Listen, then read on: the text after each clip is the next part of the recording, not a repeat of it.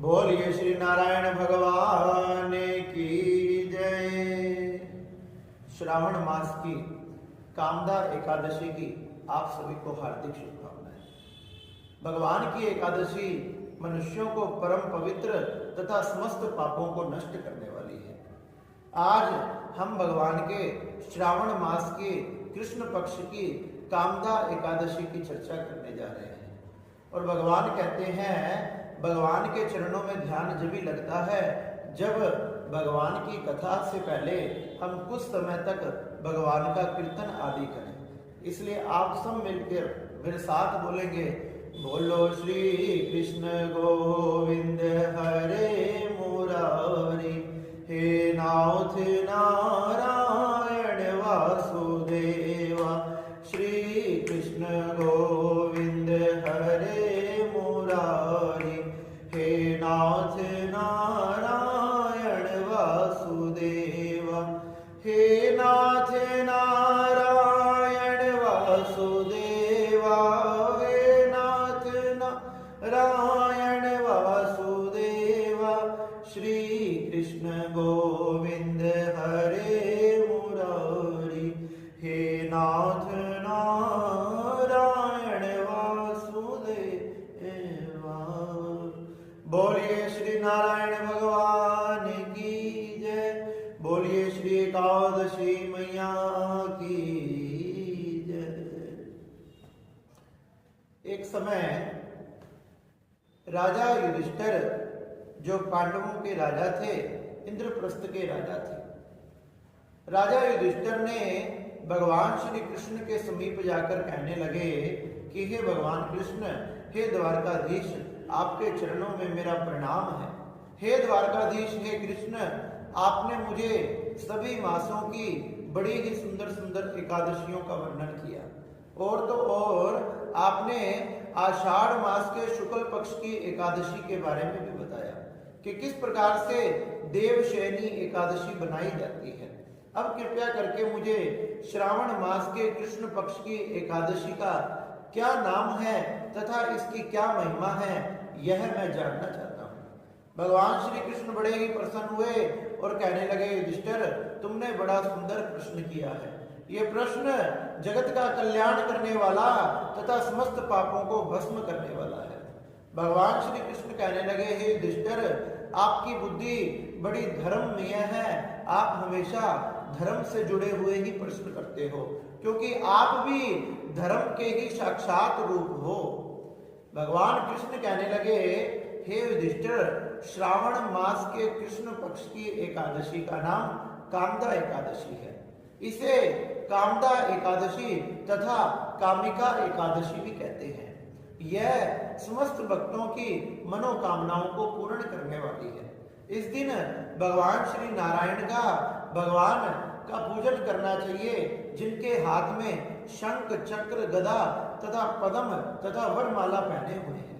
ऐसे भगवान नारायण, जो कि समस्त जगत का कल्याण करने वाले तथा सबका पालन करने वाले हैं, ऐसे नारायण भगवान का पूजन करना चाहिए।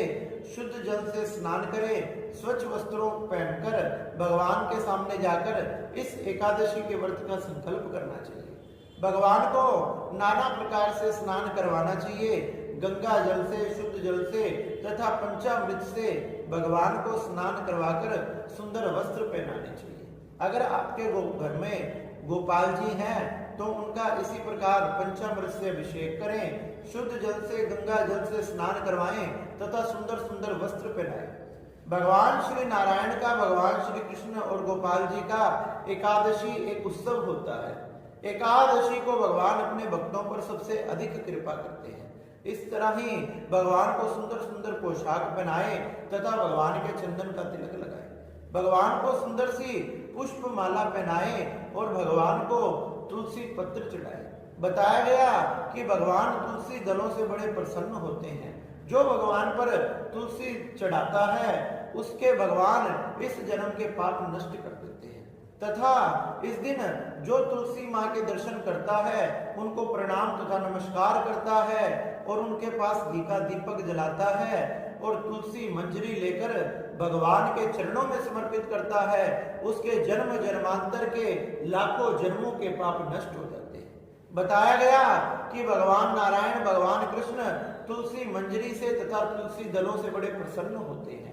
बताया गया कि आपके पास अगर 11, 21, 51, 101 इस प्रकार से अगर तुलसी दल की व्यवस्था हो तो इनकी सुंदर माला बनाकर भगवान को समर्पित करनी चाहिए, भगवान को पहनानी चाहिए तथा बाद में उसे प्रसाद रूप में पान करना चाहिए। बताया गया कि भगवान का पूजन करें। जो इस प्रकार से भगवान के सामने घी का तथा तेल का दीपक जलाता है, भगवान उन पर अधिक कृपा करते हैं। उनको कभी सपन में भी यमराज दिखाई नहीं देते, ना उन्होंने कभी भी नरक की यातना करनी पड़ती, यम आकर उन्हें कभी नहीं सताते। यम तो एकादशी करने वाले व्यक्तियों को देखकर दूर से ही भाग जाते हैं। इस प्रकार से भगवान कृष्ण कहने लगे, हे युधिष्ठिर, ये कामदा एकादशी हमारी सभी प्रकार की मनोकामनाओं को पूर्ण करने वाली है। जो पृथ्वी पर रहकर इस कामदा एकादशी का व्रत करता है, उसे समस्त सामग्री के साथ ब्याई हुई गौ को दान करने का फल प्राप्त होता है। ये व्रत धारण करने से पाप ऐसे नष्ट हो जाते हैं जैसे कि मानो किसी रोई के ढेर में हम एक माचिस की तिल्ली दिखा दें और वो कुछ पल में ही जलकर राख हो जाती है। ये एकादशी बड़ी पवित्र है तथा पावन है। इसमें भगवान के सामने सुंदर घी का दीपक जलाएं, भगवान को नाना प्रकार के पुष्प तथा नाना प्रकार के फलों से भगवान का पूजन करना चाहिए। भगवान को केला, सेब, आम और जो भी ऋतु के अनुसार फल आए हुए हैं वह सब भगवान के चरणों में समर्पित करने चाहिए। भगवान को सुंदर इत्र लगाना चाहिए, इत्र से भगवान बड़े प्रसन्न होते हैं। बताया गया इस प्रकार गोपाल जी की पूजा करने वाले व्यक्ति के जन्म जन्मांतर के पाप नष्ट हो जाते हैं। बताया गया कि जो इस कामदा एकादशी का व्रत करता है उसे पृथ्वी पर किए हुए सभी दानों का फल प्राप्त होता है। जाने अनजाने में अगर उससे किसी का कोई पाप भी हो गया और तो और किसी से किसी के प्रति कोई ब्रह्म हत्या, द्वेष, चुगली, निंदा आदि ऐसे नीच कर्म भी हुए हैं तो वो भी इससे जलकर भस्म हो जाते हैं। कहने लगे कि प्राचीन समय में एक ठाकुर था तथा एक ब्राह्मण, उनका आपस में किसी बात पर विवाद हो गया। आपस में विवाद हो गया तो वो विवाद बढ़ता रहा। बढ़ते बढ़ते उस ठाकुर को ना जाने कहां से बहुत अधिक क्रोध आ गया। बहुत अधिक होने के कारण उसकी बुद्धि ठिकाने पर ना रही। वह अपने आप पर नियंत्रण ना कर सका। अपने आप पर नियंत्रण ना करने के कारण जाने अनजाने में क्रोध में आकर उसके द्वारा उस ब्राह्मण की हत्या हो गई। ब्रह्म हत्या जैसा पाप उसके पीछे पड़ गया और ब्रह्म हत्याएं उसे सताने लगी। अब तो भैया ना उसके घर में अन्न की व्यवस्था रही, ना धन की व्यवस्था रही, और तो और रात में नींद भी नहीं आती। जैसे ही नींद आती है सपन में ब्रह्म हत्याएं आकर उसे सताती है कि हम तुझे अभी खा जाएंगी, तूने इतना बड़ा पाप किया है। वह एक मुनि के शरण में गया। उनके गांव में एक महात्मा आए हुए थे। महात्मा की शरण में जाकर कहने लगे कि हे महात्मा, जाने अनजाने में मुझसे अपराध हो गया और इस अपराध का किस प्रकार से मैं प्रायश्चित कर सकता हूं, कृपया कर मुझे बताएं। जब मुनि कहने लगे कि हे ठाकुर, जाने अनजाने में तुझसे जो पाप हुआ है वो बहुत बड़ा पाप है जिसको काटना असंभव है।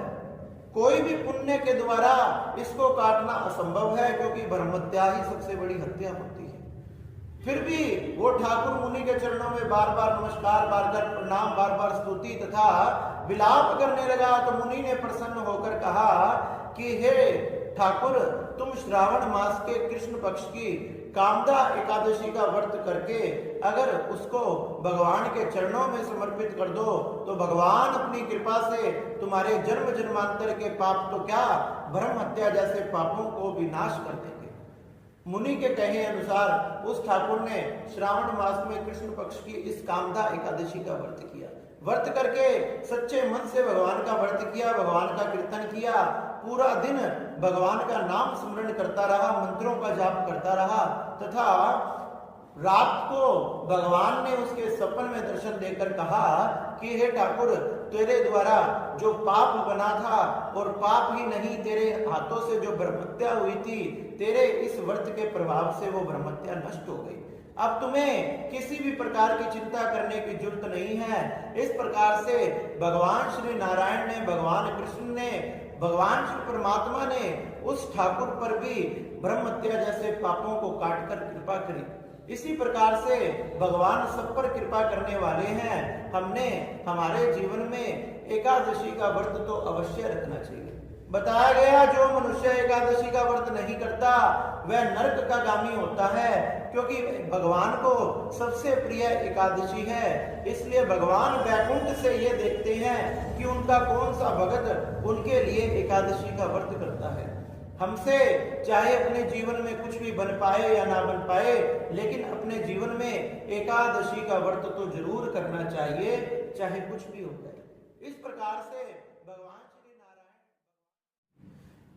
इस प्रकार से भगवान श्री कृष्ण ने युधिष्ठिर से कहा कि ये कामदा एकादशी का व्रत मुझे प्रिय है।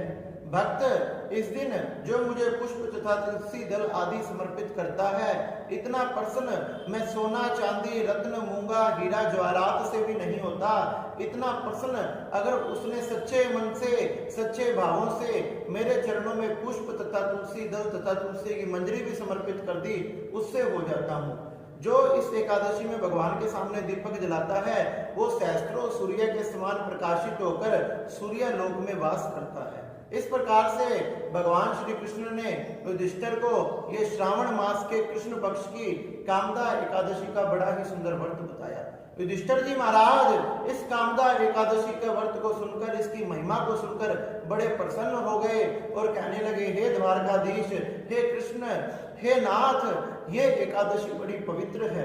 ये कामदा एकादशी का व्रत मैं अपने जीवन में अवश्य धारण करूंगा, क्योंकि ये भगवान श्री नारायण को प्रसन्न करने वाली तथा समस्त पापों को नष्ट करने वाली है। अरे महाभारत के युद्ध में मुझसे भी नाना प्रकार के पाप बन गए होंगे। इस कामदा एकादशी के व्रत को करके जाने अनजाने में भी मेरे द्वारा किए हुए पाप भी इस एकादशी के प्रभाव से नष्ट हो जाएंगे। इस प्रकार से श्री भगवान श्री नारायण ने, भगवान श्री कृष्ण ने युधिष्ठिर जी महाराज को एकादशी की बड़ी ही सुंदर कथा सुनाई। आप भी इस कथा को सुने तथा भगवान की पूजा करें तथा भगवान के चरणों में भगवान का कीर्तन करें। पूरा दिन भगवान का नाम तथा कीर्तन करके व्यतीत करना चाहिए। किसी भी प्रकार का क्रोध आदि नहीं करना चाहिए, चुगली आदि से बचना चाहिए। पूरा दिन केवल भगवान के मंत्रों का ही जाप करना चाहिए। इस प्रकार से एकादशी का व्रत करने से भगवान अति प्रसन्न होते हैं और वह परमात्मा हम पर प्रसन्न हो गया। फिर हमें इस संसार में कौन सी वस्तु प्राप्त नहीं हो सकती। वस्तु ही छोड़ो, वह स्वयं परमात्मा हमारे लिए इस संसार में उतर कर आ जाता है। इस प्रकार से कामदा एकादशी की कथा बड़ी ही पवित्र, आप भी इसका व्रत जरूर धारण करें। बोलिए श्री नारायण भगवान की जय। बोलिए श्री मेरे बांके बिहारी लाल की जय। बोलिए वृंदावन धाम की जय। जय जय श्री राम।